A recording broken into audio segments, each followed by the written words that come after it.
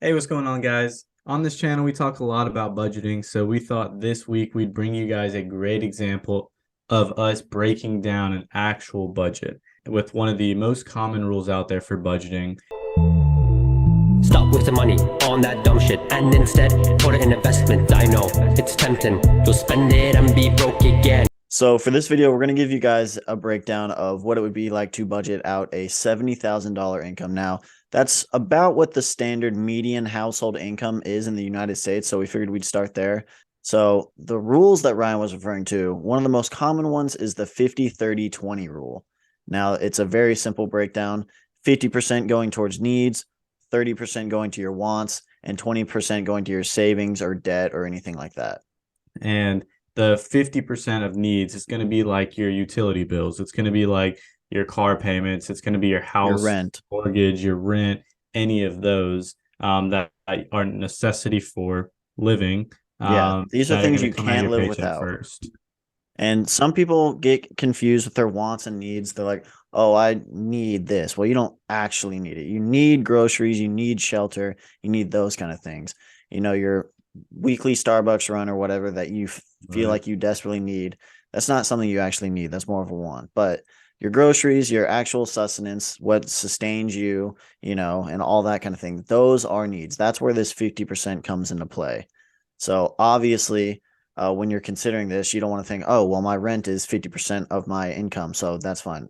That's horrible because there are so many other things that go in this needs category. So obviously, one thing doesn't need to, you know, command a majority of that 50%. Obviously, the rent will probably, or rent, mortgage, whatever it may be, is going to take up a giant portion of it. Right. But you don't want to have just one of these things being that entire 50%. Yeah, exactly right. And just like you said, the hardest part in most people's case is not how to get started in budgeting. It's differentiating what goes in what category. And that's one of the biggest pros with this style of budgeting. There's only three categories it can go into. So if you're saving for the future, obviously that's not going to necessarily come out of your needs. That'll probably go into your savings category. Yeah. And needs, you do have to try and narrow it down and be more specific. And sometimes it can get tricky. Like if you go out to eat every night, that's not necessarily a need to go out to eat. Yes, food is a necessity, but going out to eat isn't necessarily a need. So you might want to figure out if you put 70% need due to food, and then the other 30% of that cost into kind of fun and wants because you want to go out, you need to eat. So that's where it can get a little bit tricky. So yeah, going into the wants section, which should take up 30% of your take home pay, which to go back a little bit, if you have an annual income of 70,000 and you live in the state of Georgia, for example, your take home pay per month would roughly be $4,700. And so half of that for your needs would be about $2,346. Roughly. That's what you have to spend on rent and everything else, insurance, everything else we mentioned. Then when you go to your want section, you have 30% of your income to spend, which is going to be about $1,407. So that's you're going to be your shopping for shoes, your clothes. That's going to be more your dining out that your subscriptions, your Netflix, all that stuff, your streaming. Exactly. Your These may not hobbies, be things all like, those. oh, I'm actually swiping a card, so I think of it as a want. It includes all those things that are kind of automatic, but aren't necessary for you to live. Exactly right. And then you're going to go into your savings section. So savings is as easy as it sounds. You're saving for something in the future. If you want to buy a new house, buy a new car, some of your investments can go in there if you're choosing to invest as well. Because as much as we want to harp on investing, I wouldn't necessarily put that in a needs category. So I would definitely lean more towards savings on that aspect. And if you think about it, and your needs aren't as high, so your $2,346, you don't use all of that. That can go more into a portion of your wants. That can go more into a portion of your savings. I would always say go more towards your savings. So for that 20% into savings, you have about $940 based on that $70,000 a year annual income to put towards savings. Doesn't sound like a lot, but you're saving almost $1,000 a month, not including anything excess you have from your wants or your needs that you can bring in at the end of that month that you don't spend. Yeah. Of course, you may have some serious debts that you're paying off. So obviously you'll be saving less if things are going towards your debt. But, that's how this kind of breaks down.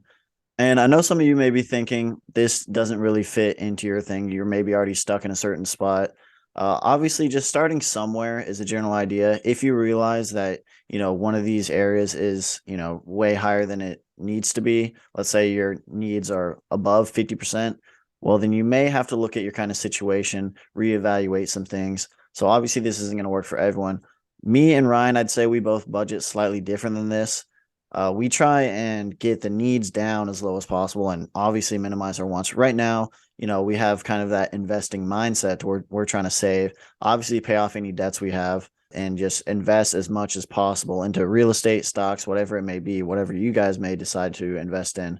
But maximizing one area right there just makes it so much easier. And even if your, let's say, income is higher than this and everything, wherever you kind of fall on that income line, you still want to have your percentages kind of spaced in such a way that, let's say you get a raise, you don't want to drastically increase your needs above that 50% threshold and everything. So find what kind of works for you where you are right now. And if you realize that one area is obviously way over what it needs to be, then you may need to reevaluate things like, let's say your, rent alone is costing you like 40 to 45% of your need category right there. Well, you might need to reevaluate that. I know it's not easy to get out of a lease and everything, but moving forward, you may need to start looking at different options or maybe adding a roommate or something.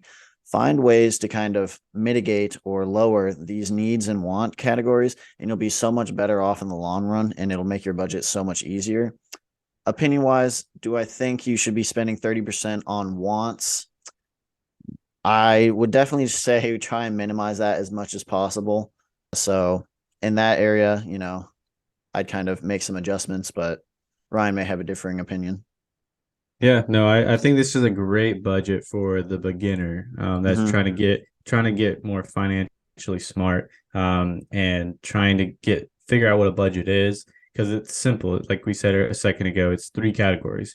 There's not too much to scramble around with or go, all right, how much money goes where? Where do I do this? It's as easy as 3 categories. That's all you have the option of. And it's as easy as multiplying 3 numbers. That's it. So like, it's not anything crazy. And while that's such a pro for the beginning investor, it's actually quite a negative for someone that's more into the numbers and into the weeds, because like I just said, as an example earlier, if you're going out for food a lot, saying going out, like, but food, like that kind of conflicts because there's not enough categories. So I have mine broken down to, this is more of an exaggeration, but like 100 categories.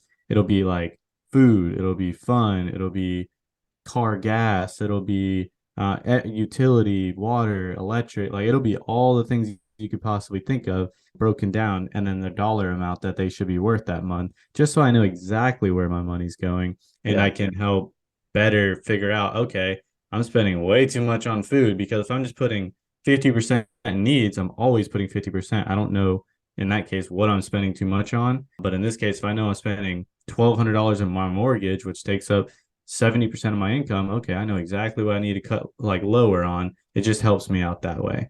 But that's my way. That may not be your way. You might like the simple approach, even if you do get more advanced. Some people don't even use a budget, but from our recommendation, I would definitely say use a budget. I'd say the majority of people who don't use a budget are less well off than they could be, even if they're not, struggling or anything like that. I feel like if people actually look at their finances wherever you are, whether you're rich, middle class, poor, wherever it may be, you'll be better off if you have a budget. So starting somewhere, the 50-30-20 rule as a general guideline isn't a bad concept, and it's definitely better than nothing.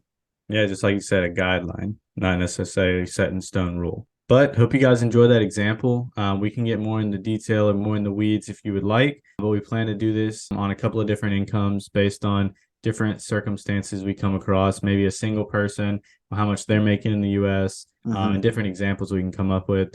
So if you want one specific, leave it in the comments below. As always, thanks for watching our videos, and hope you guys enjoyed. Don't forget to tell your friends to subscribe. Stop wasting money on that dumb shit and instead put it in investment. I know it's tempting, you'll spend it and be broke again.